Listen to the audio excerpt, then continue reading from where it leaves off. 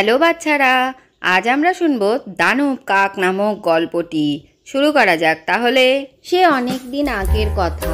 জঙ্গলের একটি গাছে একটি পায়রা বসবাস করত। জঙ্গলের অন্যান্য জন্তুদের সাথে সবারই সম্পর্ক খুবই ভালো ছিল। তারা সবাই একে অপরের সাথে মিলেমিশেই থাকতো। একদিন হলো কি, জঙ্গলে একটা খুব বড় কালো কাক এসে হাজির হলো। আরে বাহ, এই জঙ্গলটা তো দেখছি খুব সুন্দর। এই জঙ্গলে নিশ্চয়ই অনেক জন্তু জানোয়ার আছে। এখন থেকে আমি এখানেই থাকবো। কা কা জঙ্গলে কোনো খাবারের অভাব হবে না। যাই, অন্য দিকটা একটু ঘুরে আসি, আমার খুব খিদে পেয়েছে। তারপরে সে খাবারের সন্ধানে জঙ্গলের এদিক ওদিক ঘুরে বেড়াতে লাগলো। তখনই জঙ্গলের মধ্যে একটি ছোট্ট হরিণ ঘুরে বেড়াচ্ছিল। তাকে দেখে কাক বলতে লাগলো, আরে বাহ, এ তো মেঘনা চাইতেই বৃষ্টি। একটা হরিণ ঘুরে বেড়াচ্ছে, এটাকে খেয়েই আমার প্রথম ভোজনটা পূরণ করি। এরপরই কাক উড়ে এসে হরিণ ছানাকে ধরে ফেলে এবং তাকেই খেয়ে ফেলে। পরদিন পায়রা দুটো ডিম নিয়ে তার বাসায় বসেছিল। তখনই সেখান দিয়ে একটি হরিণ যাচ্ছিল। হরিণকে দেখে পায়রা বলল, ও হরিণ ভাই, যাচ্ছ কোথায়? অনেকদিন তো তোমার সাথে দেখা হয়নি। আর বলো না পায়রা, কি বলবো, আমি একেবারেই ভালো নেই। কেন, তোমার কি হয়েছে?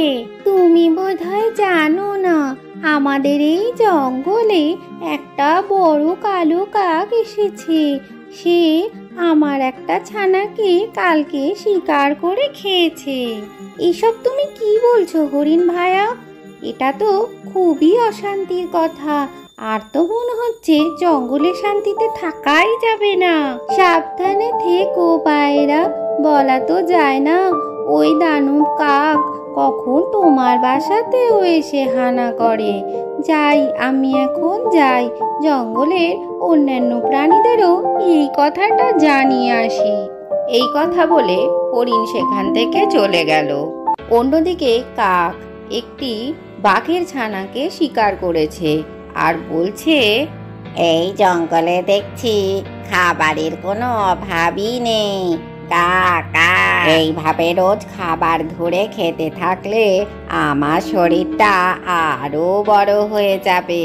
আমার যে কি আনন্দ হচ্ছে কি বলবো। ঝোপের আড়াল থেকে শিয়াল কাকের এই সমস্ত কাজকর্ম দেখতে লাগলো। আরে, এই দানব কাকটা তো বাঘের ছানাকেও রেহাই দেয়নি। মনে হচ্ছে আমাদের ছানাপোনারা খুবই অসুবিধায় থাকবে। যাই, গিয়ে বাঘমশাইকে এই কথাটা জানিয়ে আসি। এরপরে শিয়াল বাঘের কাছে পৌঁছে গেল আর বলল, বাঘমশাই, আপনাকে একটা খারাপ খবর দেওয়ার আছে। বল, তাড়াতাড়ি বল, কি খারাপ খবর? বাঘমশাই, আমাদের জঙ্গলে একটা বিশাল বড় কালো কাক ঢুকে পড়েছে। কাক ঢুকে পড়েছে? এটা আবার একটা জানানোর মতো খবর হলো নাকি? এই যে সে কাক নয় বাঘ মহাশয়, একটু আগেই আমি দেখে এলাম সে আপনার ছানাকেও ধরে ধরে খাচ্ছে। ওই কাকের এত বড় সাহস যে ও আমার ছানাকে ধরে খাচ্ছে! ওকে ধরতে পারলে আমি ওকে একদম শেষ করে দেব।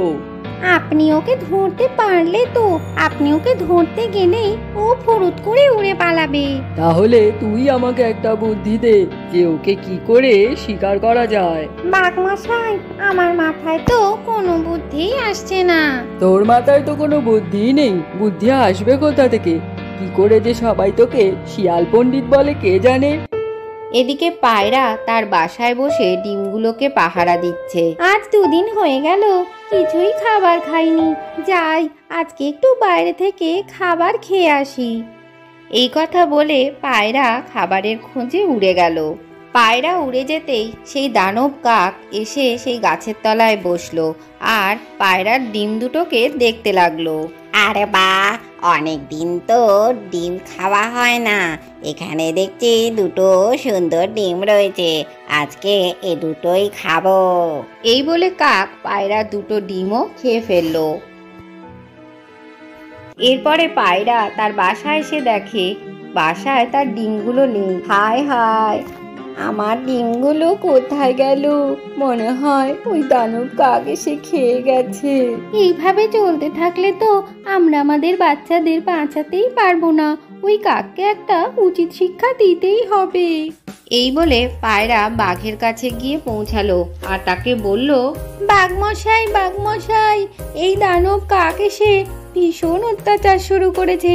আমরা তো এতদিন সুখে শান্তিতেই থাকতাম, ও আমার দুটো ডিমও খেয়ে নিয়েছে। কাকটা তো আমার ছানাকেও খেয়ে নিয়েছে। আমার শক্তি থাকা সত্ত্বেও আমি ওকে কিছুই করতে পারছি না।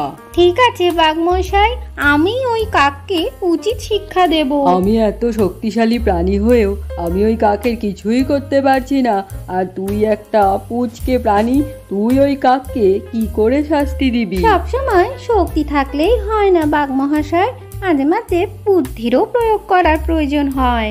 আরে বা, এ তো মেঘনা চাইতেই বৃষ্টি। আরে পায়রা, এবার তো আমি তোকে খাবো। আরে দাঁড়ান কাকমশাই, আপনি আমাকে খেয়ে কি করবেন? আমাকে খেয়ে আপনার এক কোনো ভরবে না পেটের। আমি আপনাকে নেমন্তন্ন করতে এসেছি আমার বাসায়। আমার বাসায় কালকে অনেক খাবারের আয়োজন করেছি, আপনি ওখানেই এসে খাবেন। আর তার বদলে আপনি আমাকে কথা দেবেন যে আপনি আমাকে খাবেন না। তুই ঠিকই বলেছিস, তোকে খেয়ে আমার একেবারেই পেট ভরবে না।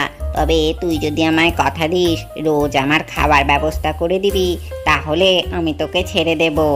আপনি যেমন বলছেন তেমনই করব কাকমহাশয়। আপনি কালকে আগে আমার বাসায় আসুন, এখন আমি চলি। পরদিন কাক পায়রার বাসায় পৌঁছে যায়।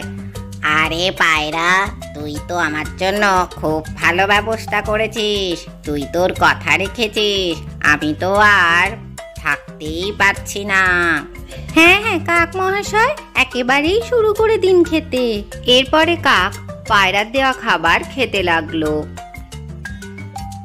কাক মশাই, খাবারটা কেমন খেলেন? পায়রা, খাবারটা মনে হয় বেশি খেয়ে ফেলেছি।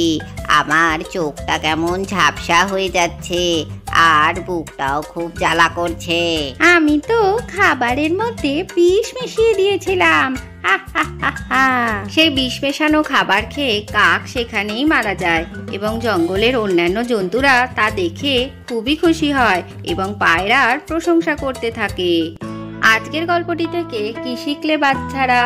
সবসময় শক্তি দিয়েই নয়, বুদ্ধি দিয়েও যে কোনো সমস্যারই সমাধান করা যায়। ভিডিওটি ভালো লাগলে চ্যানেলটিকে লাইক ও শেয়ার করে সাবস্ক্রাইব করে দিও।